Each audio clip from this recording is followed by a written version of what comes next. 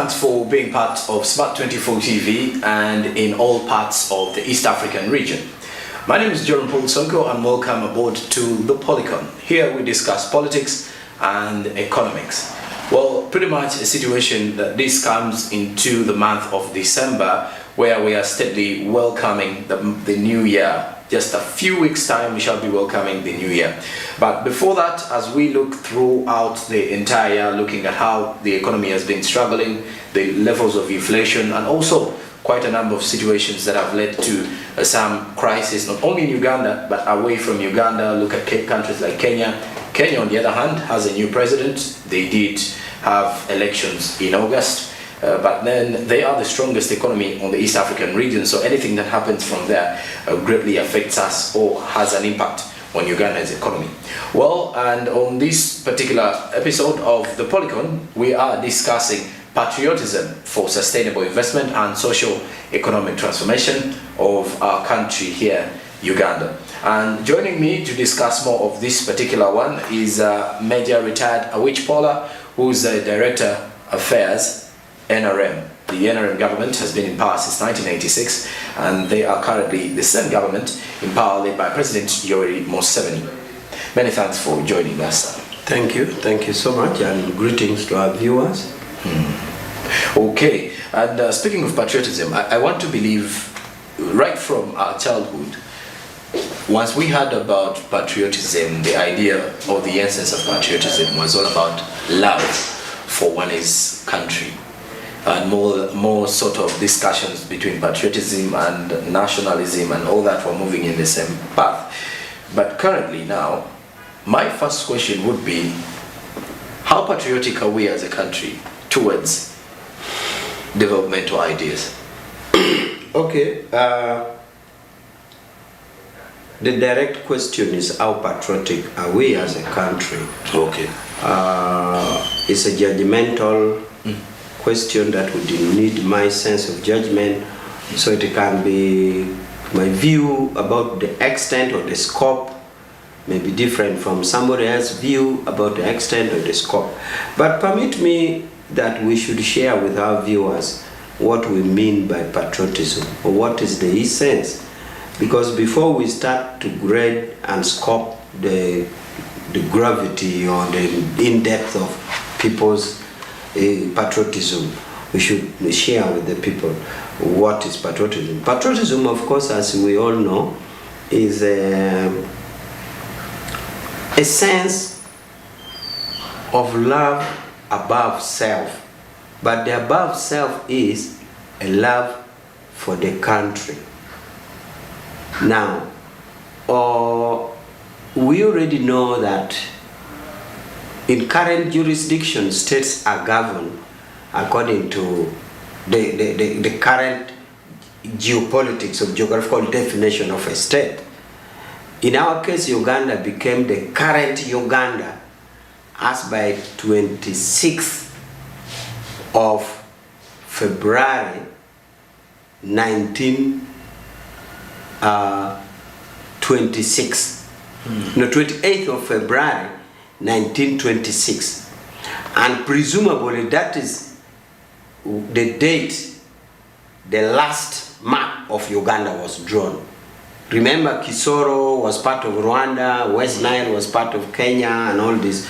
So that date, according to our constitution, is a date which is defined that anybody is a Ugandan if his or her grandparents was a member of the indigenous community living in Uganda as per that date. So that is a cutoff. So that is what the current Uganda is presumed to have taken off. Because since then nobody has been changed. Okay. Nothing has been added, nothing has been subtracted. So we are talking of that, and the entire world has 193 countries. So Uganda is one of them. So when you talk of patriotism, we are not talking of the love for that definitive or that clear geographical entity we are talking about. Now, it is also good to know that the topic we are discussing, because I'm a director for external affairs in NRM, it is worth sharing with the viewers that NRM has what is called core principles. Incidentally, two of these are the core principles of NRM. Okay. That is patriotism and socio-economic transformation. So what a coincidence that I'm here for that. Now, I like also to say that if we don't have love for this, the opposite of non-patriotism, if you say, why the patriotism? The opposite is you cease to be what you are as a country. And I must really congratulate Ugandans, and that may lead me to the scope of the patriotism out there. It's that since we became Uganda on that date that is stated, the date that is captured in the constitution, okay, we have never broken into pieces. Remember, many countries have fallen apart. Sudan has become Sudan and South Sudan. Darfur is threatening. Somali is in pieces. Uganda also was threatening. Libya is in pieces. There was a time in Europe, Yugoslavia did the opposite of patriotism. When their great leader Tito died, Yugoslavia broke to so many states to the extent that in one World Cup, there was Serbia and Montenegro that qualified for top 8. They were playing as Serbia and Montenegro, and when they qualified for next 8 phase, back home they broke into 2. Serbia became a separate republic, then Montenegro became a separate republic. You can now see the challenge of patriotism. So, as a country, we have tried to be patriotic. And therefore, if I was to value the extent of patriotism at which you had originally asked me, I would say we have tried. For one indicator that we have remained as a country, amidst many countries that are broken off. So the mere achievement that we have remained as a country makes me feel we are patriotic. Okay. However, there are many things, factors inside there, our acts and behavior, which make individuals, which make you question, okay, is Mr. Okello patriotic, or Mr. Tumusime patriotic, or is Mr. Karogaba? So there are so many factors in there that we need to examine, that holistically, much as we have managed patriotism, by the one aspect of unity, while states are broken, have we remained? So that's when I told you that it is judgmental, and really the answer may vary as to whether as individual citizens we are that patriotic. Well, when you mention of the countries like Yugoslavia and Serbia, when you've mentioned Serbia and Montenegro, I would, my key word there has been the challenges of patriotism. But one of the key issues here, I believe patriotism can as well, one of the key challenges once patriotism has failed is that it may lead to division in the country. So if we are to look at how we can enhance the growth of our nation, how, first of all, with patriotism, how can we first of all focus on creating room for the strength of our patriotism towards our country? Of course, you see, there's this famous American president who said, don't ask for what your country has done for you, but rather ask for what have I done for the country. But also in some way it works both ways. Of course, as a country, the country is that legal entity that cannot do directly to us. What our country is doing for us as a country is to give us fertile land, to give us good water, to give us fresh air, to give us good mountains, to give us rain. That is what our country, good forest, oil that now we have, that is what our country can do for us. The rest now is what those who are governing are doing for us. And ironically, we now take it like that is what our country is doing for us.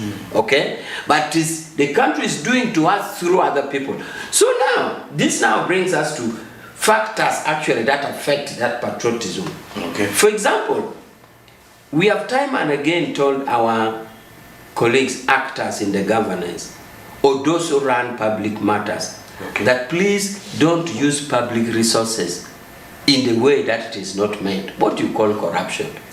This alone, if an ordinary citizen sees it in operation, it affects the level of patriotism. Okay? Somebody can see that, look, Mr. Tom is the one benefiting from the otherwise consolidated fund. Then why would I be singing, oh Uganda? We are singing that as a country, but Mr. Tom is doing it alone. So these are factors that actually affect our consciousness into the feeling of patriotism. If you feel that Mr. Tom is actually diverting public resources for his own. The other thing is, of course, some of us feel a tendency, instead of the national, the geographical element that we have, somebody is instead feeling in terms of a tribe or in terms of a region. I am an Acholi, I am a Langi, to the north. I am a Muteso, I'm a Mutoro, I'm a Munyoro, I'm a Muganda. That false tendency also affects the matter of patriotism. You have seen that in some cases, some people actually pay more allegiance to a tribal or a regional, ethnic anthem than to the national anthem. And this already shows you that we are deviating from the aspect of patriotism. Selfishness. There are some people actually who don't think about that country. It does not, it imagines is existing in a vacuum. And yet we don't exist in a vacuum. If you want to know you don't exist in a vacuum, try to get outside Uganda. That is when you will know that you are actually a citizen exiting a country through a legitimate exit. And when you are being received there is when you will actually say, I didn't know I'm a Ugandan, because now I'm landing in Switzerland and the Swiss are seeing me like a foreigner. Or I'm landing in Germany is now when. But ordinarily, somebody who thinks he can grab money or he can live freely in his garden, thinks that he is existing as a person and therefore thinks of selfishness. Now, that alone makes us lose the sense of patriotism. But as I said, soon or earlier, you'll be hit with a feeling that you actually should better think as Uganda. Because right as you exit, you realize, I'm a Ugandan. And even when you are received there, you feel, I'm a Ugandan. Actually, the feeling of patriotism, ironically, is much felt outside than Uganda. Even at a continental, did you know that Pan-Africanism started from outside, not from Africa? Why? Because the Africans who were outside felt discriminated, segregated, and they realized something. Then they realized, oh, we Africans. Meanwhile, those who were in Africa did not even feel Pan-Africanism. For them, they thought it was easy, fair, it is okay. So similarly, patriotism and nationalism is easily felt actually outside the jurisdiction. For example, I have been in New York for several times in Uganda House. We have in New York, in 45th Street, 3rd Avenue, just opposite UN and next to the American Embassy, in one of the primest area in New York, Uganda got property and built a 14-story building. Now, it's so strategic. Now, once in a while, Ugandans organize parties there. I can assure you, if you attended a party in New York, you don't even know who belongs to which tribe.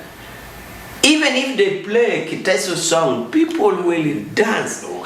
Even if they play Luganda dance, people will dance.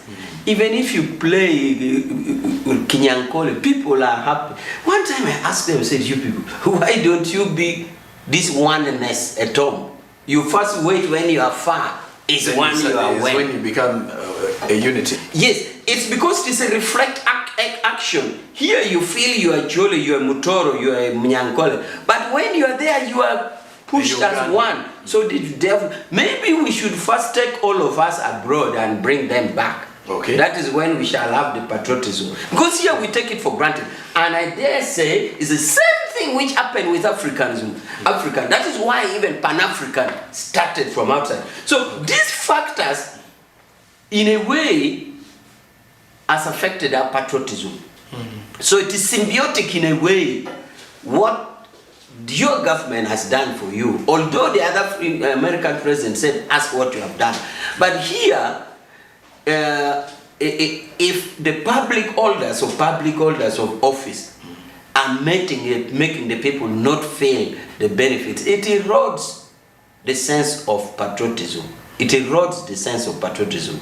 So it is either way. Therefore, we need confidence from our public office bearers for the people to see. But also the people should see that they should be patriotic. And that's why I'm saying they sooner or less feel it when they get outside Uganda. Okay. And now when you look at the young people here, the young people involvement in Uganda's economic journey has just started picking up. Initially it was very minimal. And then some people would definitely say at the end of the day, asking what has the government really done for the young people, the government, it goes back to the statement from the former United States President.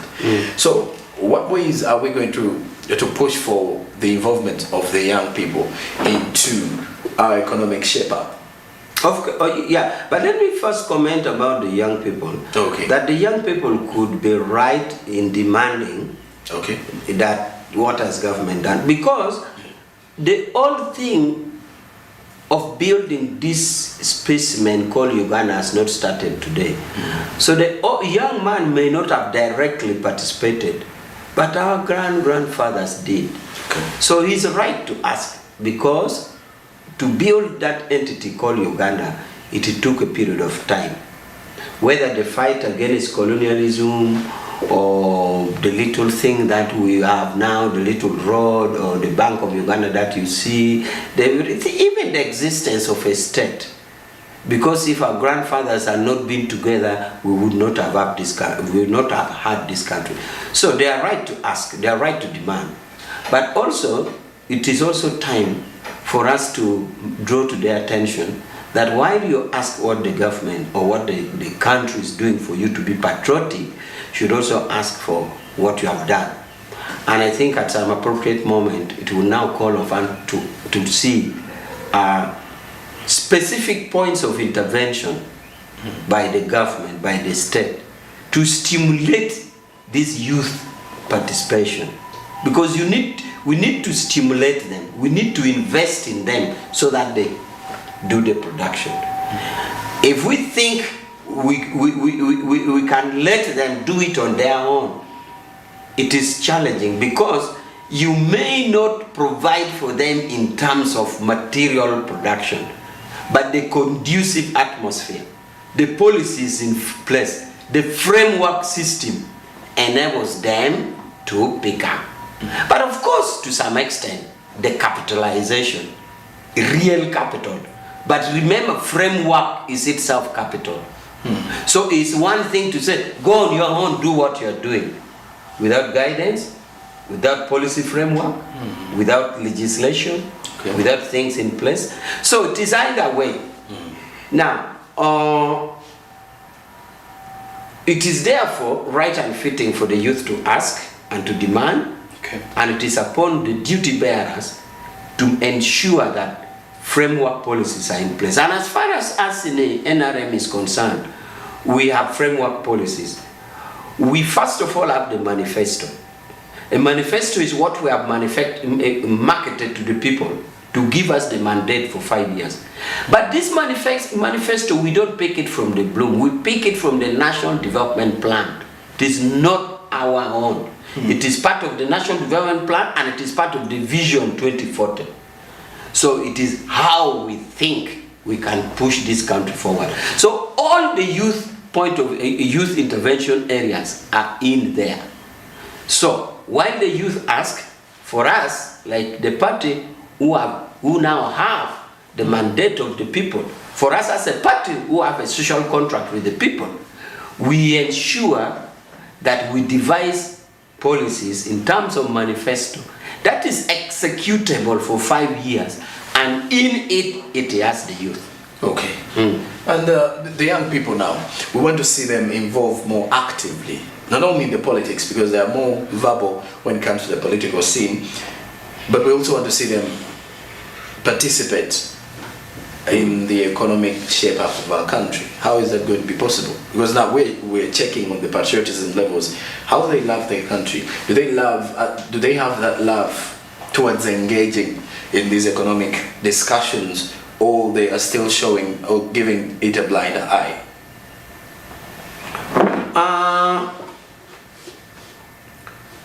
The youth has its own challenges. But as I said earlier, the challenges, those of us who have the mandate should take it up.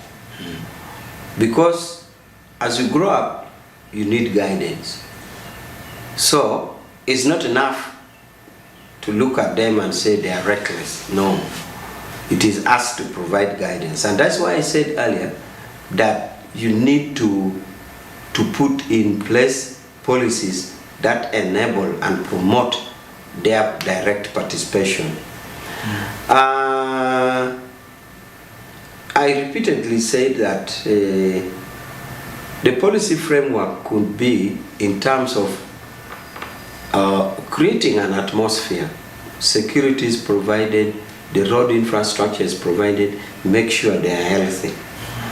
Then the other aspect is, what are the economic activities that you want them to be engaged in? We have so many. There's Youth Livelihood Fund, we have had it. We have had youth entrepreneurship. We now have this in Myoga and all this. We make sure that even a design program has a component for the youth and even women. So, if you provide all these materials and capital, then the deviants, like those whose behaviors tend to border criminality, then you have the law. But before you go into penalties, protective areas to guard their excessiveness, you first have to be sure that you put in place matters that engage them economically. Now, once you have engaged them economically, of course you know that youth may want to go to disco, may want to go watch football, but all these activities will happen to a youth when he's economically empowered. A youth who is going to Anjenoa with no money is a very dangerous youth. A youth who is going to watch football without economic stability is a very dangerous youth. All these other aspects of Anjenoa and football are what? Are spiritual aspects. In other words, matters of needs that are not tangible. Spiritual aspects means needs that are not tangible. But remember, all these needs which are not tangible, like entertainment, need to be backed up by economic strength. The money that a youth has in his hand. And not only money for spending, but money for, they also need saving to develop for tomorrow. So we need to put all this, and we have tried to put all this in place. Then of course, the last resort is that penalty aspects, to guard that much as you have this, there are others who will deviate. Okay. Others either because of their own low sense of assessment and judgment, or others because of influence of drugs or alcohol, or others who are under the influence of other leaders who can use them for their needs. So those one you can have a last resort of legal actions, criminal justice system. But that is to me really a last resort. Okay. And of course the young people out there are quite many. If you look at a country like Uganda, which has got quite a population of the young people, though there's been issues regarding unemployment, thousands continue to leave the country to move to other countries, mainly the Middle East, to look for the jobs. To the viewers out there watching, we are looking at patriotism for sustainable investment and socio-economic transformation, and to see how we can ably participate as Ugandans, because these are participations. Not only is our voice needed during election time, but also during policy decision making, and as well as implementing of these policies on ground. Now, briefly, before we're going for a break in a minute, how can we develop the peace, the feeling of patriotism amongst the Ugandans? You also mentioned something about the youth going to the Middle East. Middle East. I need to address that before I answer your question how we do it. Because if we let go, it will be unfair. We need to do a surgery on that. You see, ordinarily, the world is a global village. Now, the world is a global village, including the current liberal economy, which makes capital flow around the world, across the border. And this means labor also. Now, what has happened is that the world has found itself in unbalanced labor supply. For example, one time I was in Berlin in Germany, and I boarded a bus. When I reached where I was reaching, my host was a professor, a German professor we were working with in Geneva. We are both experts, so I visited him. So I told my host, I said, man, professor, I boarded the wrong bus. I think I boarded the wrong bus. He asked me why. That the bus I boarded, the youngest person was 65 years. He told me, no, that's the population here. Everybody is old. So you can see that some part of the world are very old people and they actually don't have children. Some people either don't produce or produce one child. Yes. So there is imbalance in labor force in the world. So this made the world to come up with a convention called Migrant Workers Convention. Okay. Meaning that the world now presumes because of this imbalance, this labor will move here, this one will move there, this one will move there. Okay? So there's a convention, a global convention for migrant workers to protect the rights of workers whenever they work and to protect the rights of their family home. So the migration of Ugandan youth to Middle East is not by chance. We should look at it from the global perspective of imbalance of labor. For example, Mexico is a very serious actor under this convention. Why? Because Mexico supplies 10 million workers in the United States alone. And they always say America is proud for nothing. Suppose we pull our 10 million, how will their economy work? Philippines is a strong actor in this because Philippines supplies 11 million nurses around the world. 11 million nurses from Philippines alone. If you go to Europe, America, all the nurses in the hospitals are almost Filipino.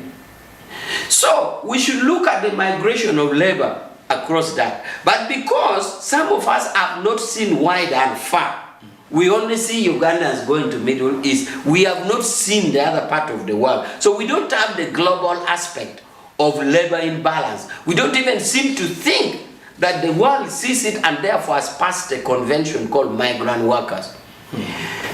The only thing that we should be talking about in Uganda now is how do we benefit from this? The migrant workers. And safeguards. Do we export quality? For example, Filipinos are exporting nurses. You see the quality Mexico is exporting to America. Do we export quality? And we should also now be thinking about safeguards. Do the host country protect them as per the convention? Do they protect their rights? Do they respect them? How about the rights of family left at home? Because this is already taken care of in the convention. Okay. So I would like Ugandans to look at migration from a global perspective. The only thing is now the state, the patriotism that we are discussing. How do Ugandans abroad benefit from the patriotism of their host country following up on their rights? Okay. How do the patriotic country Uganda check and follow up on our citizens? Okay. If our citizens abroad are being checked and followed and ensuring the host countries who are bound by this convention are protecting them, that is when a worker in Abu Dhabi, a worker in Dubai would also build in more sense of patriotism. Yes, I'm here, but my country knows where I am and my country is protecting me. It builds in the sense of patriotism. So I wanted us to exhaust that. Okay.